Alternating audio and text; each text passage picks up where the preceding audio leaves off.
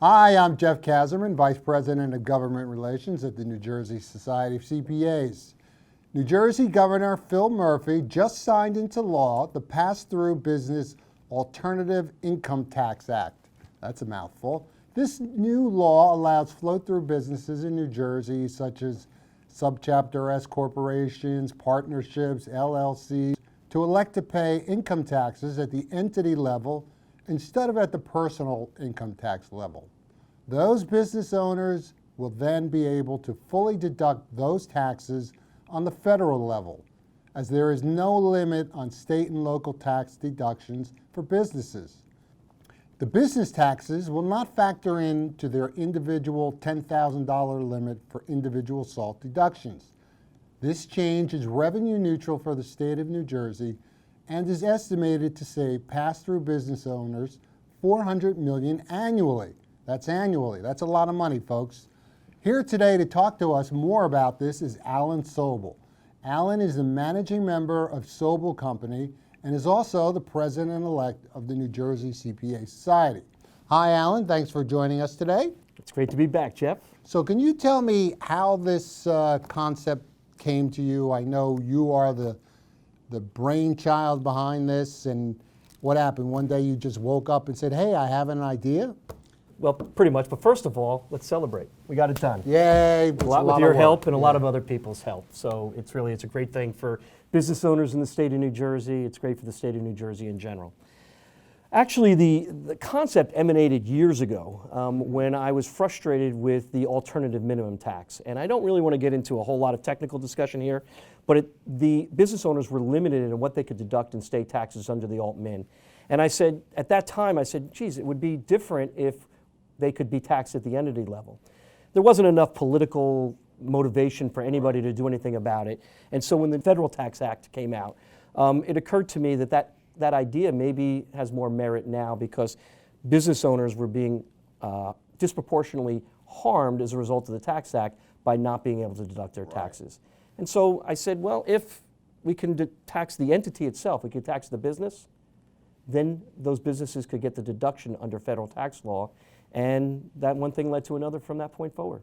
And so what happened? The next day you woke up and said, you know what, I want to do something about that. I'm going to write to the governor. Is that kind of what happened, or? Pretty much. I sat there and I said, you know, there are probably a lot of people who might have this idea, but if nobody speaks up about it, then, you know, nothing will happen. So I was sitting there one night with my laptop open and I just started writing a letter to then Governor-elect Murphy. You know, I have to tell you, I think, yeah, it must have been you that forwarded us a copy of the letter, and I looked at it, and I said, this guy's got to be dreaming. That's what I said to myself. I was like, this is too easy, you know? And then I showed it to somebody else, one of our other CPAs, maybe it was even Jim Evans, whoever, and they said, this would be so complicated, we could never do it. But we did, so. And it's not so complicated. Right, apparently not when you put some great minds to it. Exactly. And mine was not one of them. So can you give us just a brief overview of, you know, how your idea and your letter to the governor, what happened after that as far as getting it introduced as legislation, and then the legislative journey that it took from there? So I wasn't quite clear what would happen. I came into this whole process pretty naive, thinking that, well, it is an idea, it's revenue neutral, it should not be controversial, and it should be easy to get done. And for the most part, it actually was. I mean, yes, it took 2 years for it to happen, but ultimately it was pretty easy to be done because I think people resonated to the idea. But I sent the letter to Governor-elect Murphy at the time. I copied other business leaders in the state, Senate President Sweeney, Assemblyman Speaker Coughlin, as well as other business leaders, including Ralph Thomas. Right. And that's Ralph, our executive director, everybody. For those who and don't know. And CEO. For those who don't know. And Ralph served on a commission for Senator Sweeney. Right. I think that was the Economic and Fiscal Policy Work Group. That sounds about right. And one of their byproducts was this Path to Progress report. And included in that Path to Progress, because it caught the attention, I believe, of Senator Sweeney, and with Ralph's help was this pass-through Right. bill legislation. Right, which I should add, by then was known as the Alan Sobel idea. But go ahead, I'm sorry. That's okay, thanks. There were a lot of people involved, so I appreciate the recognition, but it really was a team effort. But I remember vividly because it was March 5th of 2018 that a bunch of senators had a press conference. I remember it because it was my birthday. And You weren't there though, right? I was not But there. I was there. And you were there. And I planted the Alan Sobel Seed. name, yeah. So they announced that they were going to be sponsoring legislation that was exactly in line with what we were trying to accomplish with my letter. It went to the full Senate later in the year. We spent a lot of time helping craft some of the language around this and dealing with some very complex issues. And it was late in 2018 that the Senate held a vote and passed the legislation unanimously. Subsequently, in the following year, we were hoping to get it implemented in 2018, but subsequently in the other year, the Assembly Appropriations Committee took it up, and once again, it was passed unanimously. And then it stalled. Yeah. And Not unusual in the legislative process. It fits and starts, and you never know what's going to happen. Right, and so for a layperson, it was a bit frustrating, but it was great to have people like you and our lobbyist, Dave Smith, who kind of kept us in check as to how the process worked. And it labored for a while, and ultimately, through a lot of discussions, we were able to arrange a meeting with the Treasury Department, the Division of Taxation, along with the Assembly sponsor, Assemblyman Dan Benson, and representatives from Senator Sweeney's office. And we were able to overcome the objections that they had. And then, as recently as a couple of weeks ago, it was voted on by the full Assembly with amendments. It was passed on to the Senate with those amendments in place. And, we got it signed by the governor. Right, and it all happened in one night. So it got stuck, like you said, for months, and then in one night it passed the full Assembly with amendments, then the Senate, and was out of the legislature's hands and on to the governor. And, I might add, I believe that there were 5 separate votes on this bill, and throughout that entire time, there was not one vote no. Right, right. So everybody supports it. Everybody supports it. So can you give us, I know just outlining what the bill does, it sounds very simple, but being there as you and others worked on actually drafting the language and, dealing with the amendments, it's not all quite as simple as that. So maybe you can just give us some of the details. This is an easy one. When is it effective? What does it apply to? So it is effective in 2020, January 1st of 2020. It was one of the compromises that we had to make. We were looking for retroactive treatment on it, but the practical side was the Division of Taxation just was not equipped to implement this early. So 1/1/2020 is when it is effective. Okay, but it's not going to cover 2019 tax year. It is not going to right. affect. Okay. That's correct. Okay. Do pass-through entities have to take up this new, approach where they're taxed at an entity level? So one of the core principles that I laid out in my original letter that I was pretty adamant about, and fortunately many other people were as well, was to ensure that this bill remained revenue neutral, that no New Jersey taxpayer would pay $1 more in taxes than they would be under the current state of New Jersey tax law. And I felt that that was important to extend that to other business owners that maybe are not New Jersey residents.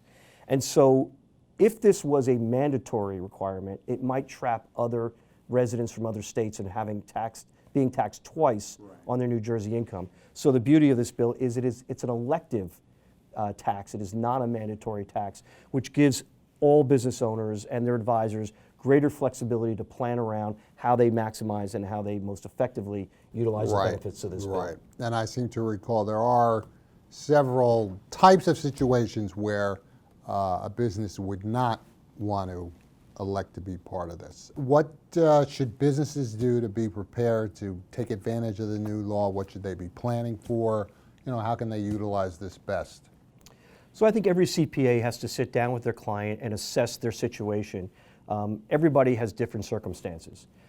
If a plain vanilla situation where a business has taxable income, there aren't a lot of multiple businesses, it pretty much is going to be pretty straightforward and they're making money. It should be fairly straightforward that they should elect to have the alternative business tax kick in for them.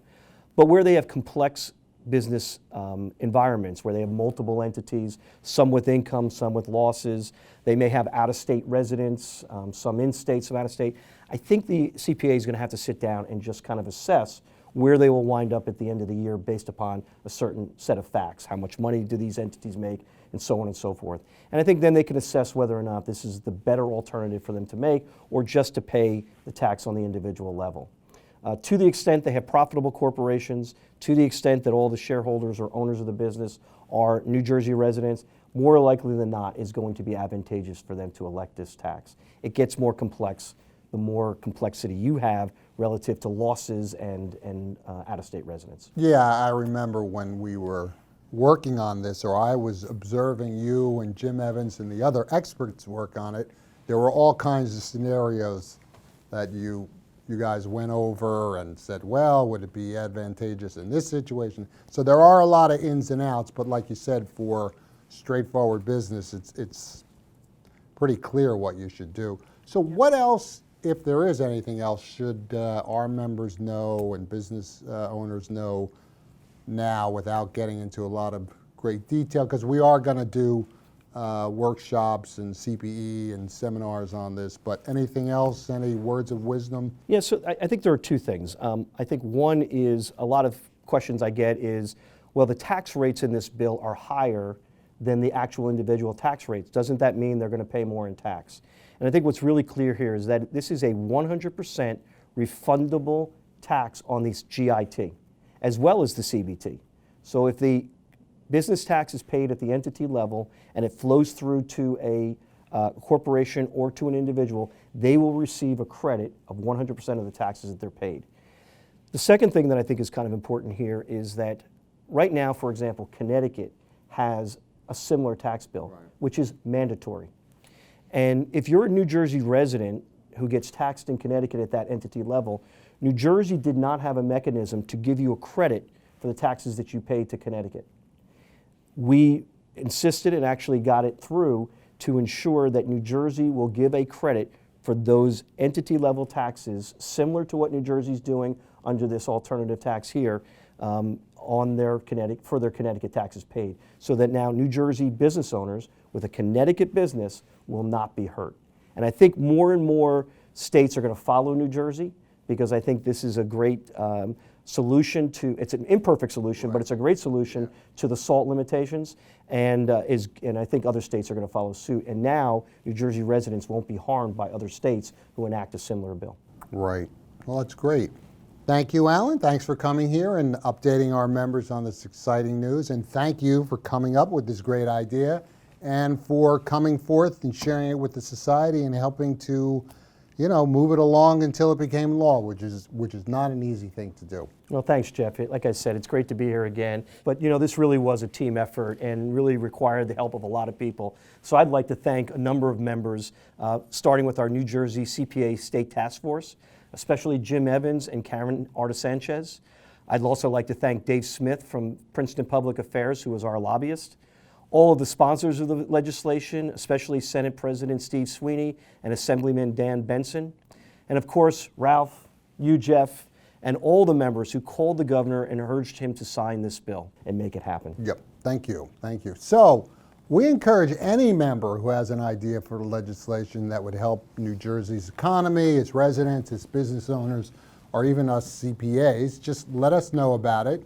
You may feel like you're just one person, but putting the collective power of the NJCPA and its membership behind something important can have a huge impact, as we've seen in the case with Alan's pass-through entity bill. Another way members can make a difference is by contributing to the New Jersey CPA Political Action Committee, also known as the PAC. The PAC, which is run by a board comprised of CPAs, financially supports candidates for state office who support the issues and goals important to CPAs and the business community. We need to make sure that there are legislators who will promote policies that will improve New Jersey's business environment. To donate or learn more about the PAC, visit njcpa.org/PAC. For more information and learning opportunities about the pass-through entity bill, visit njcpa.org.